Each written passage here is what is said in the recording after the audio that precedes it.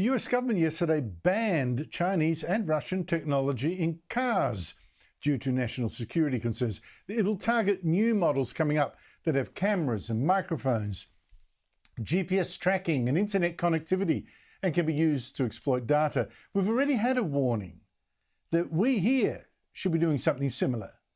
Alison McGibbon, who used to be our national cybersecurity advisor, said we'll be on the wrong side of history as a country if we don't act now. It's not about whether something is manufactured in China. It's about whether it requires a constant connection, internet connection with China to function.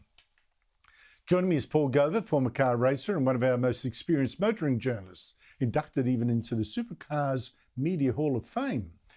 Paul, great to see you again. Now, we have discussed this danger before. You've been all up on it. Now the US has acted. What is the danger that it's tackling? Yeah. Well, there's two fronts to this, Andrew. There is obviously the cyber side of things, which is what the government over there is talking about. There is also a situation where the Chinese imports are flooding into America, and they obviously are worried about their manufacturing industry in the USA.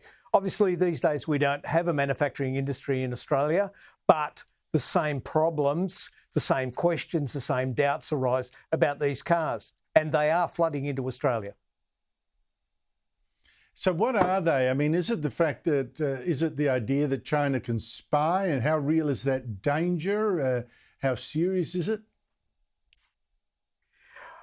Honestly, I'm not a tech guru, so I don't know these things, but what I can tell you is through last year and through what we know in the first half of this year, we're talking about 15 Chinese brands setting up in Australia. That's not models, that's brands coming to Australia. Now, the technology that's in these cars is pretty commonplace in a lot of new cars these days. It started off in your high-end Mercedes-Benzes and BMWs, that sort of thing. But these days, it is very, very commonplace. And a lot of the safety systems they have are required to get a 5-star safety score with testing in Australia. These are things like keeping in your own lane, navigation, automatic braking, that sort of stuff. But what that does is it means they have huge computing power in these cars. And the other thing is they have what's called over-the-air updates. So just as your mobile phone can have an operational update, you know, it says at 11 o'clock tonight, we're going to update your phone. The same thing can happen to your car. Now, in some ways, that's a good thing. But really, is it a good thing? Do we really need the Chinese to be doing this?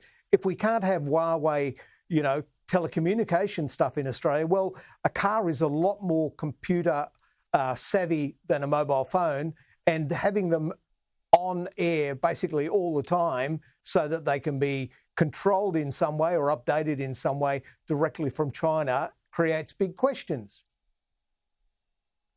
Yes, indeed, they can be switched off. You suddenly may find your car not in a moment of crisis, not being able to operate. And of course, in the days of Syria, everyone knows there's no telling that what they can be listening in to you about. And that is particularly concerned when government fleets buy so many electric cars, particularly from China. Should we be doing something similar? Should we be doing a ban on these things? I don't know about a ban, but we definitely need to investigate what's going on there, Andrew. The reason why is because there are so many of them coming here to Australia. The Chinese have ambitions to be the #1 car selling brand in Australia. That's knocking out Toyota, which has been #1 for more than 20 years. That sort of volume of cars coming in, that sort of commitment from China is going to only grow. If they can't ship cars to America, or they're being shipped to America with big price penalties, then they're going to ship more of them to Australia. Now, from the feedback I've had from Canberra is really happy because most of these cars that are coming in are electric, and that suits their electric agenda.